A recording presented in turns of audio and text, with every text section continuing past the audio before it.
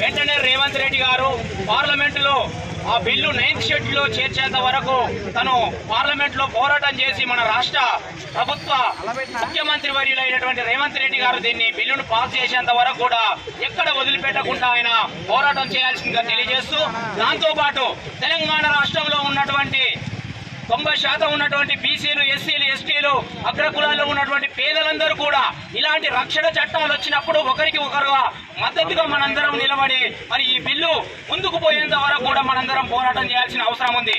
ఈ రోజు 90% ఉన్నటువంటి ప్రజలు ఈ రోజు ఎక్కడ ఉన్నారంటే విద్యకు, వైద్యానికి, రాజకీయానికి దూరంగా ఉన్నటువంటి పరిస్థితి. అలాంటి వాళ్ళు ఈ సమాజంలో వెల్వేట్ కావాలంటే తప్పకుండా ఇలాంటి బిల్లులు మనకు అవసరం, ఈ రిజర్వేషన్లు మనకు తప్పకుండా అవసరం. కాబట్టి బీసీ సోదరులం అందరం కూడా, బీసీ నాయకులు ఎవరైతే ఉన్నారో వివిధ పార్టీలలో ఉన్నప్పటికీ కూడా మనందరం కూడా ఇప్పుడు ఈ ఐక్య కార్యాచరణకు, ఈ ఐక్యంగా ఉండడానికి మనందరం కూడా పోరాటం చేయాల్సిన అవసరం ఉంది. ఇక్కడ అధికార పార్టీ కావచ్చు, ప్రతిపక్ష పార్టీ కావచ్చు, ఇంకే పార్టీలలో ఉన్నటువంటి వాళ్ళు కూడా ఎందుకు మనం ఐక్య కార్యాచరణకు రావాలంటే రేపు భవిష్యత్ తరాలకు, మన ముందు తరాలకు ఇది ఒక మన వెలుగునిచ్చేటటువంటి బిల్లు. ఎందుకంటే రేపు చదువుకున్నటువంటి విద్యార్థికి మరి రేపు ఉద్యోగం వచ్చే పరిస్థితి ఈ బిల్లు పాస్ అయితే, లేకపోతే ఉద్యోగం కాకుండా మన కుల వృత్తులలో మనం మగ్గిపోయే అవకాశం కూడా ఉంటుంది. కాబట్టి ఈ బిల్లు ఎందుకు పాస్ కావాలనేది కూడా మనందరం అర్థం చేసుకొని ఇది పార్లమెంట్ లో తప్పకుండా పోయేంత వరకు కూడా బీసీలు, ఎస్సీలు, ఎస్టీలు అందరం కూడా ఐక్య కార్యాచరణతో ముందుకు పోవాల్సిన అవసరం ఉంది.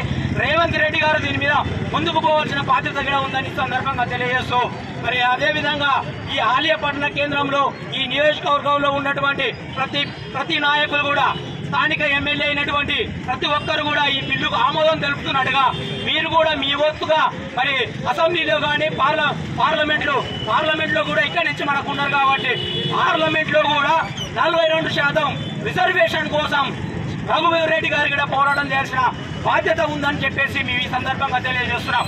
ఎందుకు ఆయన పోరాటం చేయాలంటే ఇప్పటిదాకా జానారెడ్డి గారికి బీసీలు అందరూ ఓట్లేసారు. మరి ఇప్పుడున్నటువంటి జయవీర్ రెడ్డి గారికి, రఘువీర్ రెడ్డి గారికి ఇక్కడ ఉన్నటువంటి 42% మంది బీసీలు ఓట్లేయడం జరిగింది. ఒక్కసారి ఈ బీసీ బిల్లు కోసం మీరు కూడా పార్లమెంట్ లో, అసెంబ్లీలో మాట్లాడాల్సిన బాధ్యత వీళ్ళందరి మీద ఉందని ఈ సందర్భంగా తెలియజేస్తున్నాం. మనం ఎంతసేపు రోడ్ల మీద ఉన్నా కానీ ఇది మాట్లాడాల్సింది, ఇది అమలు కావాల్సింది పార్లమెంటు, అసెంబ్లీ. ఈ రెండు వర్గాలు ఇక్కడ ఉన్నటువంటి మన స్థానిక ఎమ్మెల్యే మరి స్థానిక ఎంపీ అయినటువంటి జయవీర్ రెడ్డి గారు, రఘువీర్ రెడ్డి గారు వెంటనే ఈ బిల్లు గురించి మరి పార్లమెంట్ లో మాట్లాడాల్సిన బాధ్యత రఘువీర్ రెడ్డి గారి మీద ఉంది, అసెంబ్లీలో మాట్లాడాల్సిన బాధ్యత జయవీర్ రెడ్డి గారి మీద ఉందని ఈ సందర్భంగా మేమందరం తెలియజేస్తున్నాం. మరి ఆ దిశగా వీళ్ళందరూ కూడా నడుస్తారని ఆశిద్దాం.